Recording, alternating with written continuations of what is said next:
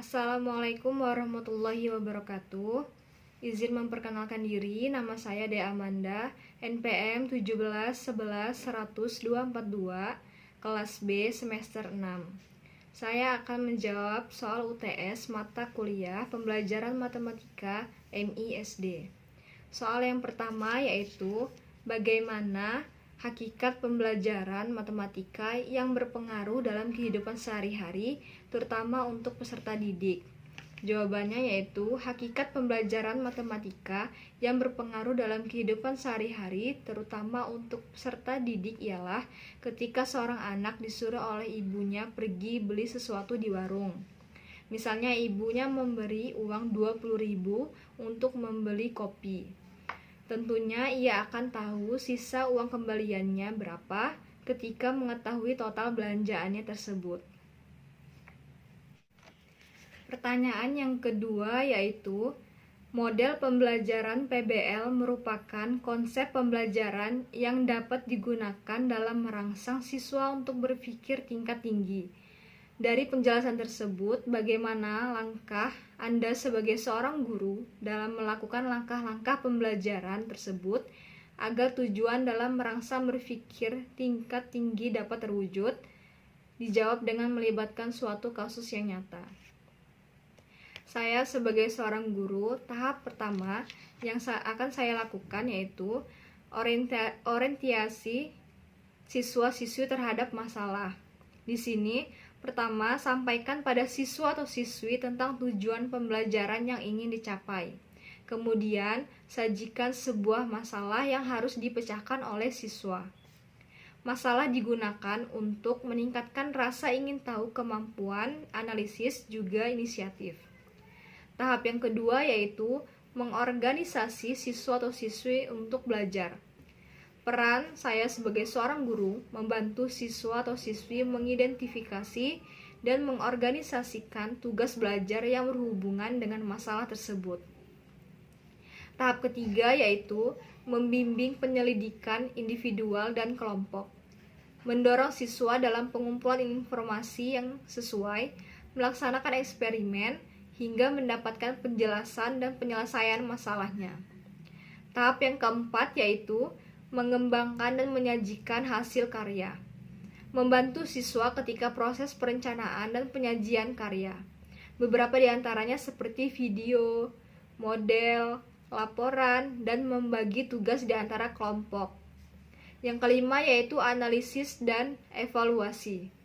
Membantu siswa atau siswi melakukan refleksi atau evaluasi terhadap penyelidikan terhadap proses yang mereka gunakan.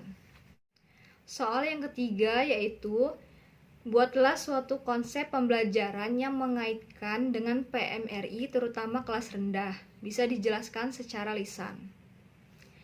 Misalnya, di sini saya sebagai seorang guru dapat membagi siswa atas beberapa kelompok yang terdiri dari 2 anak, 3 anak, dan 4 anak, dan sebagainya. Kemudian, guru memberikan sehelai roti tawar untuk setiap kelompok. Siswa-siswi diminta untuk membagi 1 buah roti tawar tersebut secara adil sesuai dengan jumlah anak dalam setiap kelompok. Pada kegiatan ini, siswa diberikan kebebasan membuat kalimat untuk membagikan sebuah roti tersebut sesuai bahasa mereka sendiri. Tidak ada kata salah di sini. Siswa tetap diberikan penghargaan atas hasil karya mereka, namun tetap diarahkan menuju jawaban yang benar, karena tahap ini adalah tahap informal dalam proses pembelajaran. Setelah semua kelompok selesai memotong roti menjadi bagian-bagian yang sesuai dengan banyak anggota di setiap kelompok, guru meminta mereka memegang bagian roti yang mereka dapatkan. Secara bergantian, guru bertanya kepada siswa, "Berapa bagian roti yang kamu dapatkan dari kelompokmu?" Setelah siswa menjawab, guru memperbolehkan siswa memakan roti yang mereka dapatkan. Oleh karena itu, pembelajaran akan menyenangkan dan mampu mendorong aktivitas dan interaktivitas siswa.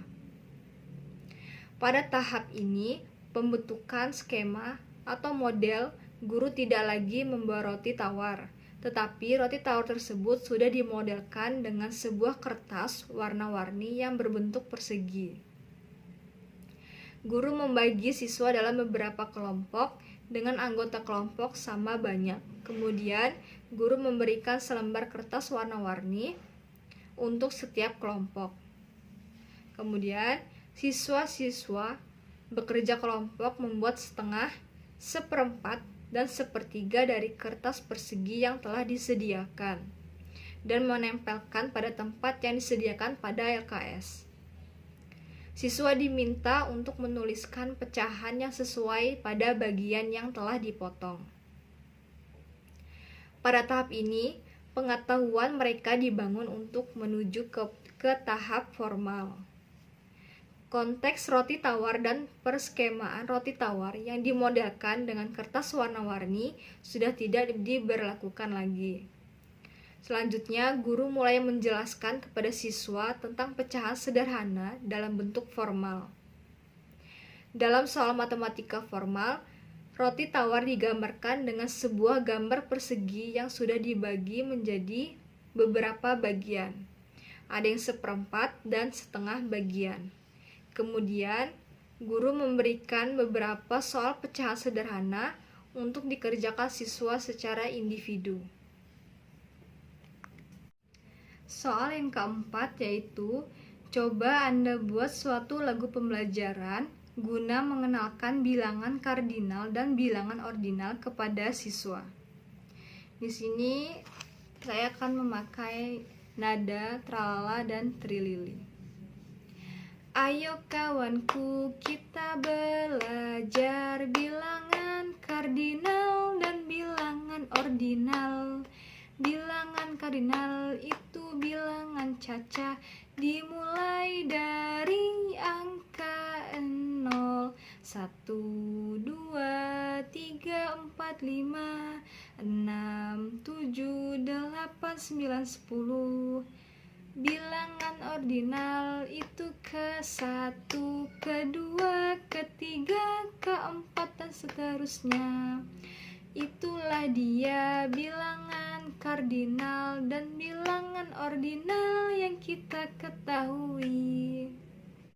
Soal nomor 5 yaitu, buatkan konsep pembelajaran di kelas guna mengenalkan tentang penjumlahan, pembagian, dan perkalian kepada siswa khususnya di kelas rendah. Dijawab dengan memberikan simulasi. Yang pertama yaitu penjumlahan. Penjumlahan yaitu hasil gabungan dari sekelompok bilangan yang lambangnya seperti ini. Contohnya, kita mempunyai 6 buah bola, 1, 2, 3, 4, 5, dan 6. 6 buah bola. Ditambah dengan 1, 2 bola. Caranya agar gampang dalam menjumlahkan yaitu 6 bola kita simpan dalam hati dan 2-nya kita hitung di jari. Misalnya 6. Setelah 6 yaitu 2, 6, 7, dan 8. Maka hasilnya adalah 8. Yang selanjutnya yaitu perkalian. Di sini kita menggunakan perkalian 4 dikali 2.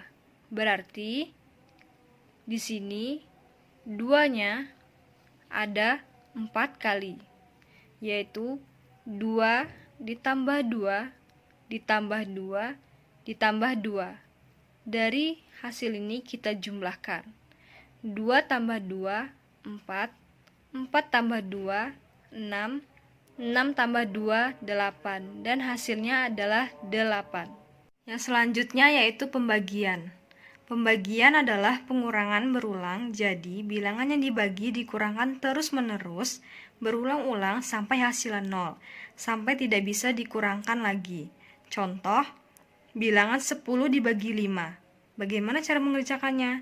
Pertama, ditulis dulu 10 dibagi 5. Sama dengan 10 dikurang 5. Bisakah 5 kurang 5? Bisa. Berarti di sini masih bisa dikurangkan lagi sekali dengan 5. 5 dikurang 5 hasilnya 0. Bisakah dikurang 5? Tidak bisa. Berarti kalau dia hasilnya sudah 0, di sini tidak usah dikurangkan lagi. Berarti kita lihat berapa kali 5-nya dikurangkan? 1, 2. Berarti ada 2 angka yang dikurangkan. Berarti hasilnya 10 dibagi 5 adalah 2.